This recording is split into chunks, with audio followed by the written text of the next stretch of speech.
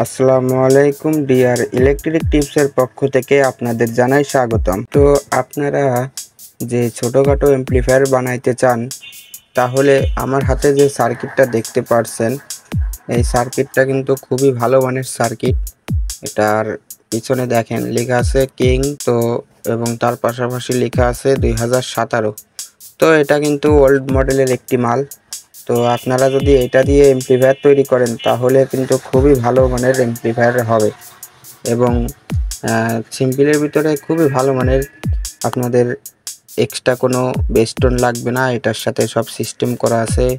এখানে যে পিএফগুলো ব্যবহার করা হয়েছে এগুলো সব অরিজিনাল, এবং যে আইসিটা ব্যবহার করা হয়েছে আইসিটাও খুব ভালো মানের আইসি। এটা 7297 থেকে একটু ভালো যেটা সেটা।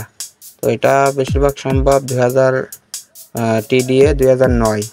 তো এটা খুবই ভালো মানের। এটা আপনারা চাইলে 18 ভোল্টের অ্যাডাপ্টার দিয়েও এটা রানিং করতে পারেন। আর এখানে দেখেন, এখানে আউটপুট, ইনপুট এবং মানে যে স্পিকারের লাইনটা যে আউটপুটে এবং ইনপুট যেটা ইনপুট করা হবে, তো সবকটা কিন্তু একই সাইডে আছে এবং 12 ভোল্টের যে পাওয়ার লাইনটা এটাও একই সাইডে আছে। আপনারা এখানে সবই লেখা আছে, আপনারা দেখলে অবশ্যই বুঝতে পারবেন।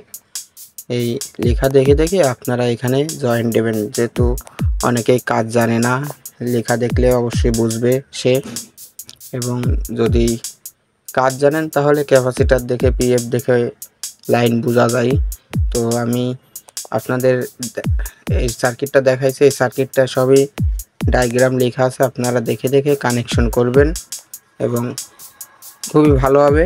তো এটার সাথে এক্সট্রা কোনো বেস্টনও লাগবে না, আপনারা ডাইরেক্ট এটা ক্যাবিনেটের সাথে কানেকশন দিয়ে দিবেন।